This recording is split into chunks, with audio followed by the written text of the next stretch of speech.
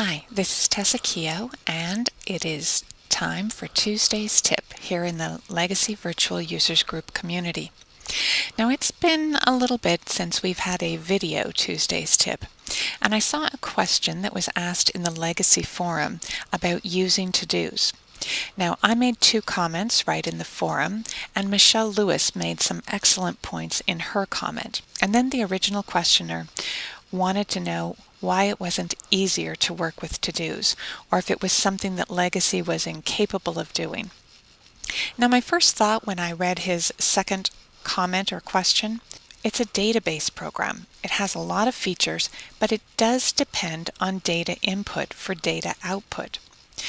But then I came back to the fact that his primary question might not have been answered.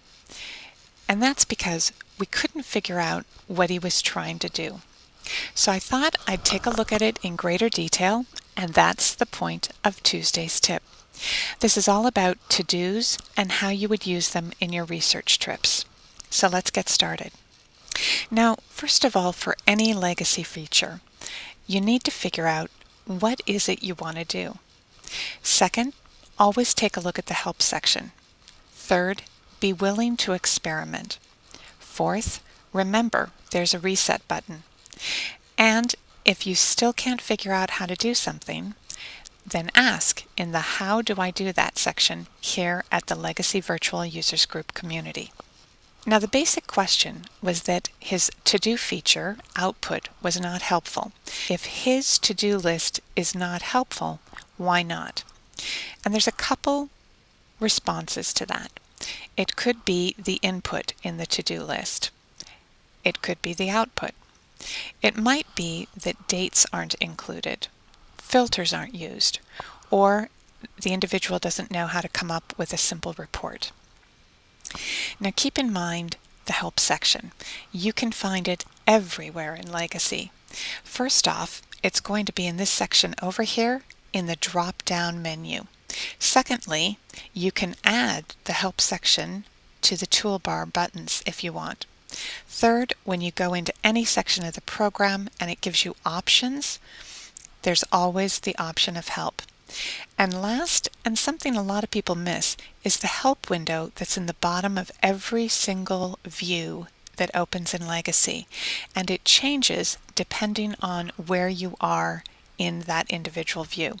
The third thing is to experiment. Now, if you're going to be using a database, you have to be willing to experiment.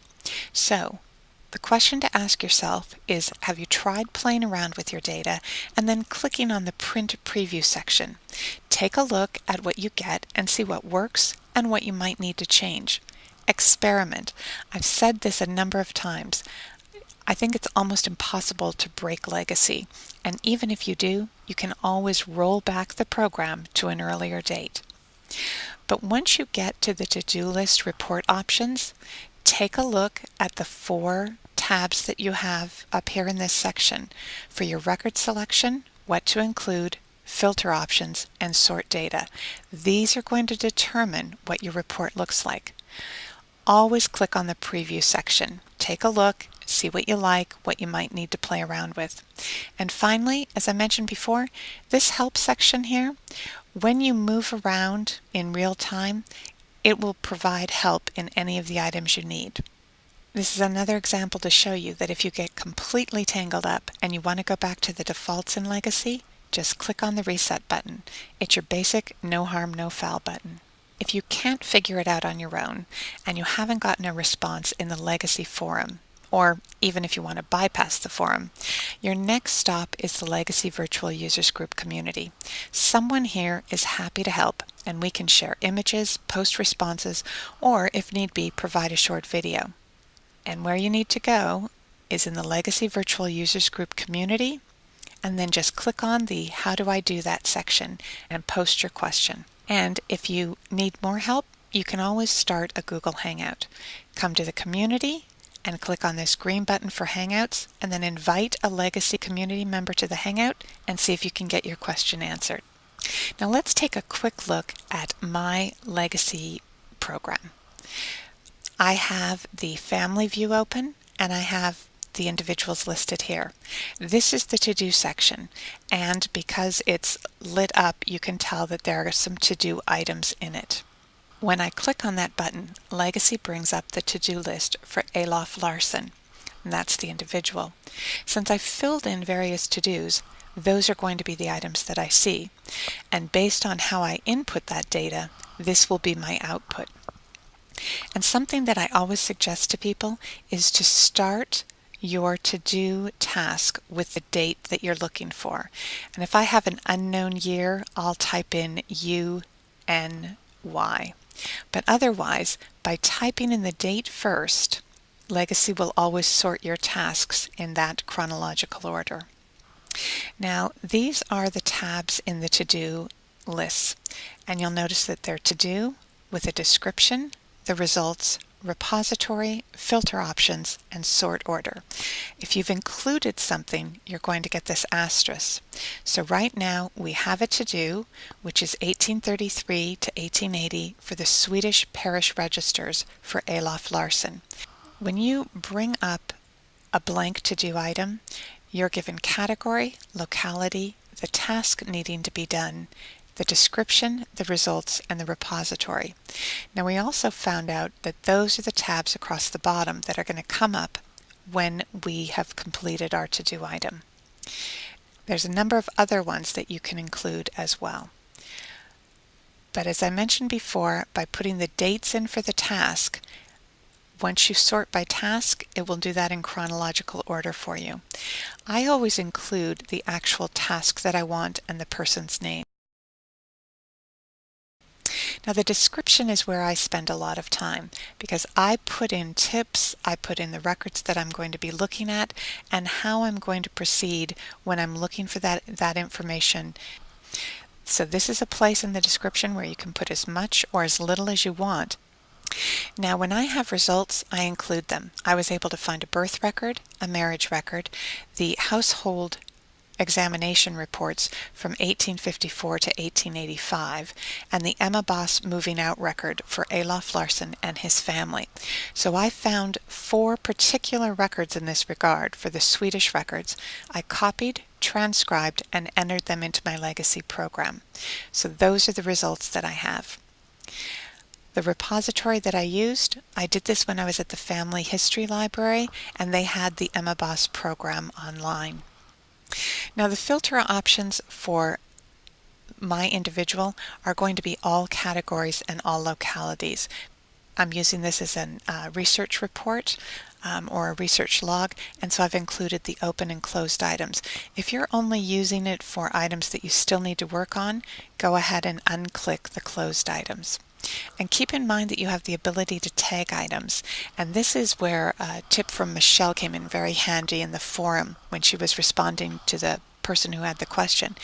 She tags items that she thinks that she needs to follow up on. If she's written a letter making a request, if she's turned in a fee in order to get a document back, she tags that item and then she sorts or filters by the tag in order to follow up on perhaps a monthly or quarterly basis.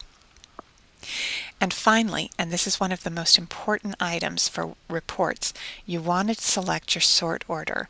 I always sort first or primary by the task name because I want it to show up chronologically. And you'll notice here that there are no dates listed here, and that's one of the reasons that I do it. And then I sort by category and the task type, but you can select anything you want for any of your 3 sort fields. Now, I ask for a preliminary report or a preview, and I ask for the individual's information to all show up at the beginning because I want to know, and I work with record identification numbers, I want to know all of the names he goes by. This is his name in Sweden or his birth name, and the various spellings or the name that he went by when he came to the United States. I want to know his birth, baptism, marriage, death, and burial information, and I also want to know his parents. For when I'm at the library or the archives with this particular document, either as a hard copy or as a PDF file that's on my iTouch. And the reason that I put a lengthy description in the to-do item is because I can take this report with me and have everything that I need, whether that's the location that I'm working with, the types of records I'm working with, the locality I'm working with, a full description, and I can see here I have results.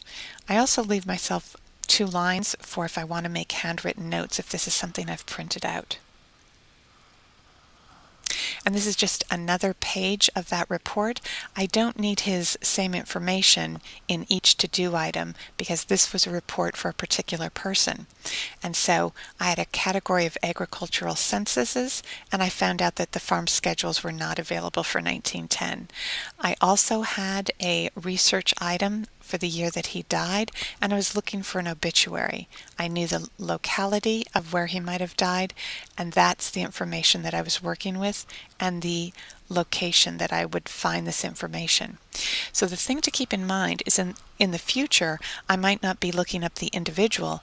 I might be going to the Minnesota Historical Society to find information about any number of people because they happen to reside at some point in Minnesota. And so in that instance, I might be coming up with a different type of research report. And the same thing would hold true if I were going to the Wright County Historical Society. You'd want to limit your to-do report for the particular repository or the place that you're going to be.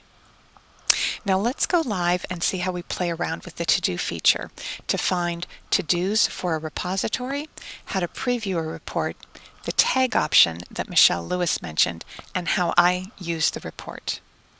Okay, we're in my legacy family file, the database. And what I'm going to do now is go to the to-do list by clicking on all of my to-dos, and I have 640. Now I've added something to the mix here in the filter options, which is I'm looking for a particular category, which is death certificates, and a particular locality, which is Minnesota. And I apply the filter, and it shows all of the data entry that I've included when I've listed a to-do item for a particular person to find their death certificates. And the next thing that we're going to do is click on print, and it gives me report options. Now I can also say that I'm interested in tasks that are only at the Minnesota Historical Society. And the reason I've selected that here is because I did an online search of death certificates in Minnesota using their online program. And where I had an individual's name and I wasn't sure if it was my individual, I wrote down potential death certificates. So if we do that, and I include a header box and repeat the information for each to-do item, because in this instance I'm going to have a number of to-dos that are all death certificates, so they're going to be for different people. And you can include any information that you want and unclick if it's something you're not interested in, and you can place whatever title you want here. So that was the information that we're going to include. You saw my filter options. The sort of order for mine is always task name since I've done it in year order. Now we can preview this. And in a matter of moments, it tells me that I have 45 pages worth of information. Now I've set my reports up to be in landscape mode so that I can basically put them in a binder or some kind of report form rather than a portrait style, but that's up to you. And what you'll notice is I've always included the year first, then the item death certificate number, and in this instance, and you'll notice it follows along, Minnesota has a format for all death certificates, and they are on microfilm. And so if I have a number, I've included it. If I don't have the number, I've left it blank. But I've always included the person's name. And as you'll notice here, her birth name is Halversdotter, but her name changes over time, and so I've given myself that option of looking up her information under any of the various AKAs. Now if we were to continue looking at this register, you'll notice that I had a death certificate number to look up from Merritt Lidman, and the results were, and I just went through this at the time when I went through the records, I found the certificate number, I found the information. I use this as a template because date of death, cause, the person's sex, ethnicity, marital status, where they were born, their parents' names. A lot of times the physician or the undertaker or the funeral home information is listed in here. So I had a template to use for the results and I put it in each instance. And you'll notice if I found it, I usually have it marked as closed. I haven't looked at all of them yet, and as you can see, this one from 1911 is a potential. I've described it as a possibility with that date of death, and I'm going to have to look up that information. But all of this information is in certificate order at the Minnesota Historical Society. And so I can easily take these sheets and pick up every single one of these microfilm numbers in order. And that's how you'd use something like this to-do function for a particular type of record. But keep in mind, we'll have needed to have input the information and the possibility of where you're going to locate it before you can have a report that's useful at all. But the bottom line to remember is no matter how great a genealogy database program is, you do have to input data because the whole point of that program is to take the data that you input and give you an output that you can work with.